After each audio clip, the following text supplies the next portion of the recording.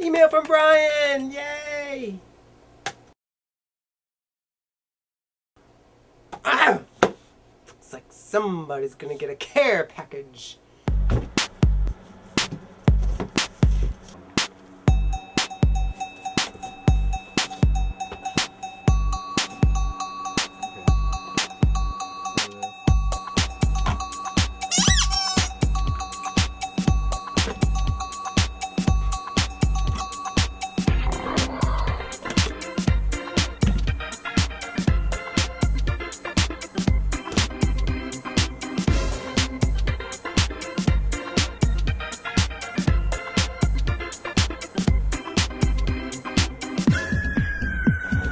Better not have started without me.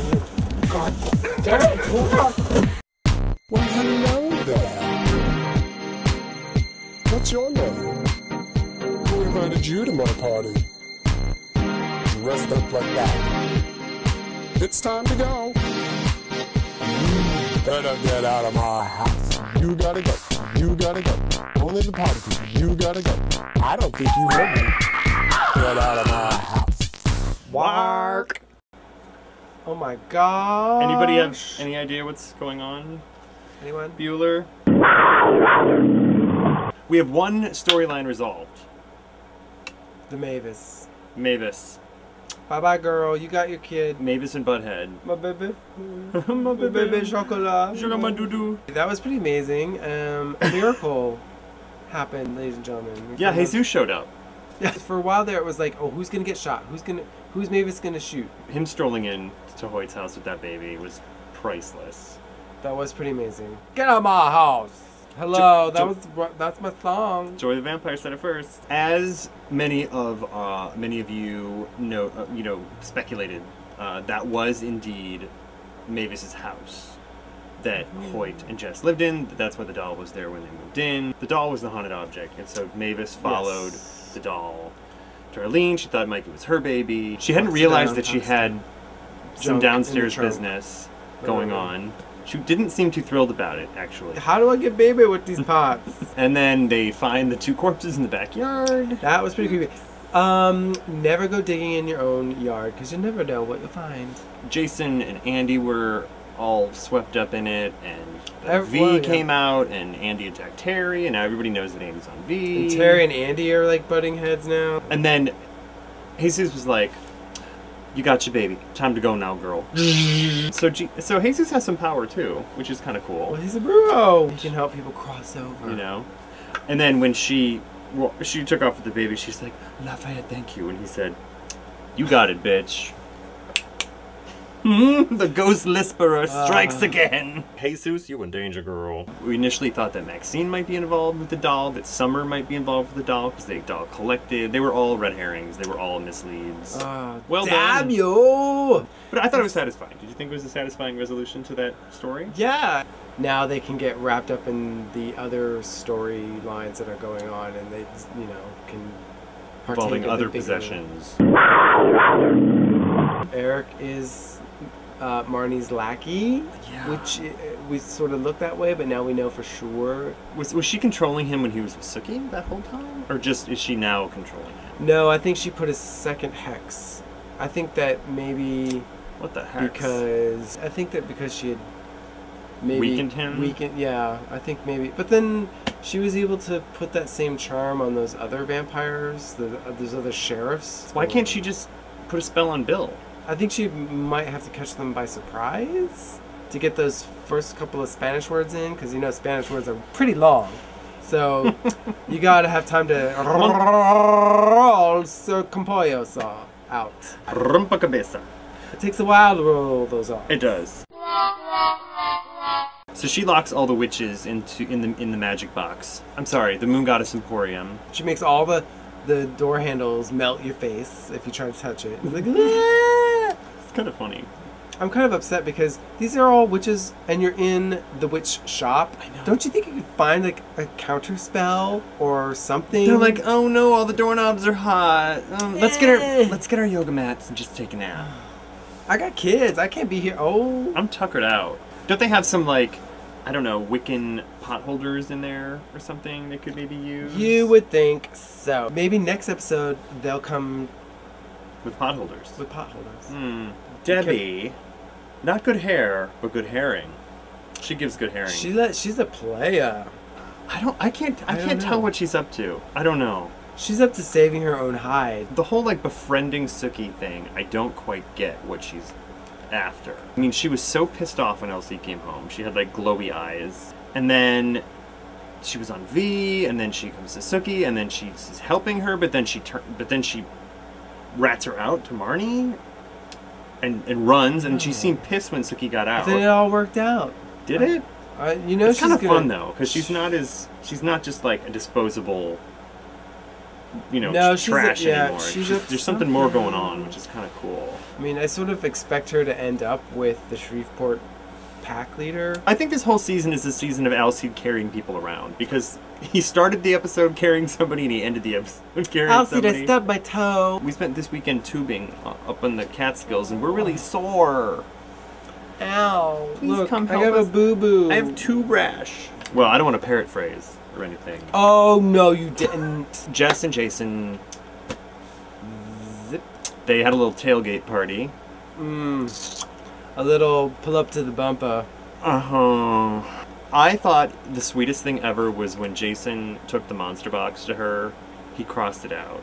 Because if you're gonna bone your best friend's girlfriend, it's really nice of you to not insult her first. He's a gentleman. It's not gonna end well. No, it's not going to end well, because now he's going to have regrets about doing it. And Hoyt's gonna find out, and he's gonna Hoyt's gonna flip. find out. Hoyt's not in a good place. no, He's it's surrounded by not. Taylor Swift CDs. And Ugh. Sam, you are the most adorable daddy ever. Oh my god. Sam's a bunny. That is the That was most the cutest cutest. thing I've ever seen in my life. He's like, oh, I'll get him. Zip. And then the next thing he's like, it's like, What what? did he do with that bunny? No, I'm a multiple tent owner. Yeah. You You will idiots. not go camping. He will not go camping. I'll go camping with Sam Alada's in there, okay? What? I With beg you and pardon. Sam. The other big kind of thing was the Sookie Bill Oh, yeah. Eric dream. Way to have a dream and then be like, we need to talk. She kind of put him in their place. I thought it was pretty great, actually. Well. She was like, this is what's going to happen. This is what I want. I'm tired of being defined by you two. If you want any of this, you're going to have to cooperate. Now, if she actually does that in real life, no. I mean, it was a dream. I thought she was going to make him make out at one point. I know. And Nan Flanagan, of course, is her shenanigans. The worst. She's like, we're gonna have this tolerance thing whether you like it or not. There are multiple bloggers from across the country. Really? Bloggers? Really? Nan Flanagan's Banana Flan shenanigans. That place wasn't Began even... again and began again. Yeah, that whole thing, it was kind of like Manchurian Candidate or something all of a sudden. Or the Dead Zone. I don't know if you saw that movie from the 80s. I Like, just it's keep like thinking this of presidential assassination kind of thing. And I was like, really? This is cheeseball. Okay. And next week, I don't know what's gonna happen. Oh my god! I hope nobody pops those big balloon columns, because those took a lot of effort to make, I think. No, it's true. Tacky. It was like a bad Sadie Hawkins dance, kind of. It was. That's what I'm saying. You know who was missing from this episode? Pam, where were you, girl? You know, I think maybe she'll come swooping in to save the day. She's connected to Eric, so she must know that Eric is in trouble. Yes, now. we need more Pam, harder and more often. Thank you. Whatever. Whatever. Breaking into the Magic Box headquarters. Moon Goddess and Breaking into the Moon Goddess Emporium headquarters with Debbie Pelt. You know she's a crazy. And you know you didn't tell anybody else where you were going. Gotta back up. Alcide at least. I think my whatever Sookie moment is like running into a crowded theater and screaming fire. Like, how is that going to help anything? As though creating chaos is going to protect him. But I really love what she did in the whole dream sequence. I thought that was pretty funny. So you got something right and you got something wrong. And you got something. Although she did wake up before she got Oh, I know. What? No. Go back. Then you should go back to sleep. Here you go. That's my whatever Be like, Sookie moment. 5 more minutes is all you would have needed. Hit the snooze button on that girl. Amazing. My witch slap is gonna be Jason. Jason. I mean, you were so good, and you were like, no, and then, yes. But I don't know. Yeah, he's mine too, actually. Really? Yeah. Oh. Double slap. We can just hold him right there and we can go. Psh, psh. You slap one cheek and I slap the other cheek. I think he saw how hurt. I just think he saw how sad she was, and he saw that how Hoyt was really trying to hurt her. Well, yes. Crossed it out. He just saw her and that she was alone and sad and. Got happy for a little while. He didn't have his boxing gloves nearby to do push-ups with. Oh my God, Jason! Tie those things around your neck for God's sake.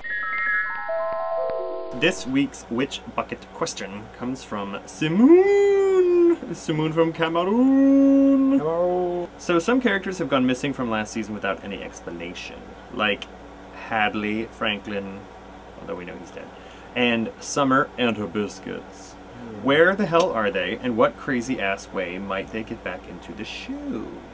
Well, I instantly go to Hadley and her little boy because that little kid, Hadley, who was like, I gotta go, and like not really say where she was going. She was running away. And her queen is dead. Her boss is dead. The queen is dead, girl. You can come out. Maybe your son got abducted by the fairies, and you go back to Sookie in Bonton because you think she could help, and that could be your new storyline. Going back. Gotta think practically, girl.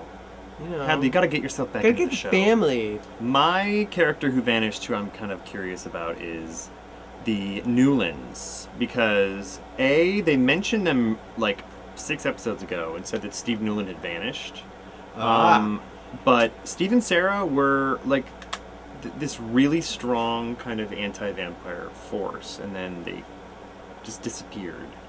With all this stuff going on, I have a feeling they would jump at the chance to get on the bad side of the vampires. You know, after this tolerance turned into an insanity rally, you know, this could be a good way for the Newlands to come back and be like, hey y'all, ooh, I told you. I told you so.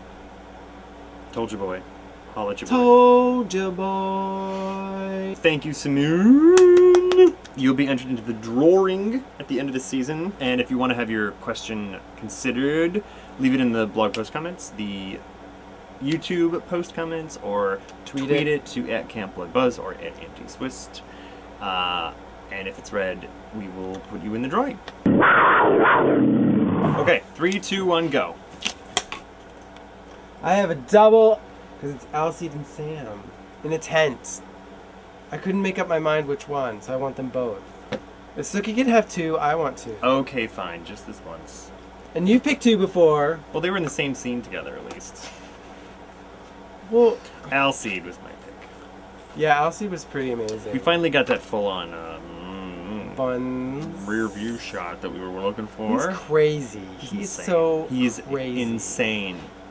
He's cuckoo bananas. I want that insanity and a little bunny at the same time. What would you do with that? I don't even know which is. My head would explode. Well, that's. I'd be like, ah! Well, good luck. Good luck cleaning that up. I think this is good. This is a 9 for me again. I think I was thoroughly entertained.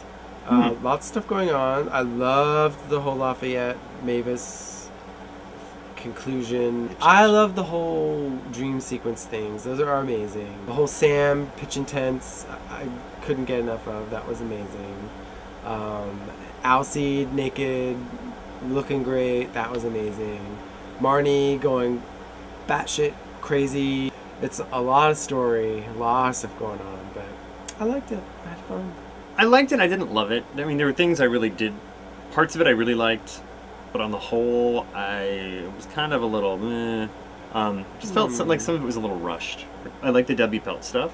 I think that's kind of fun because she was kind of a write-off character, and they're now making her much more interesting. I don't know. Like I like Jason and Jessica together because they're both pretty.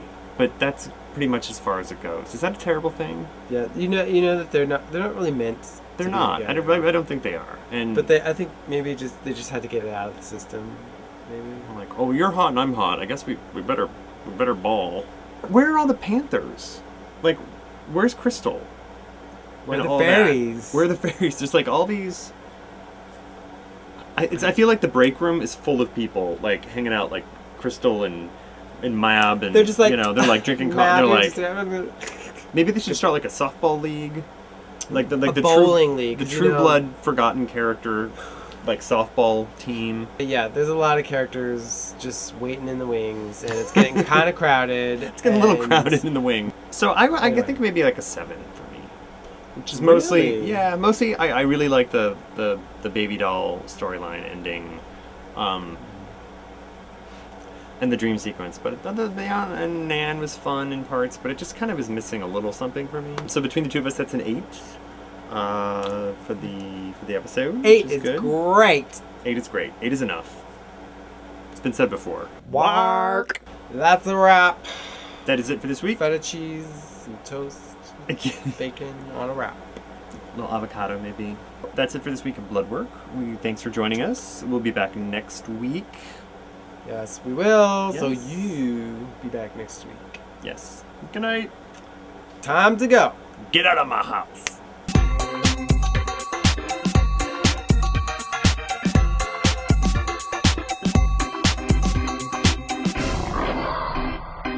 Wark.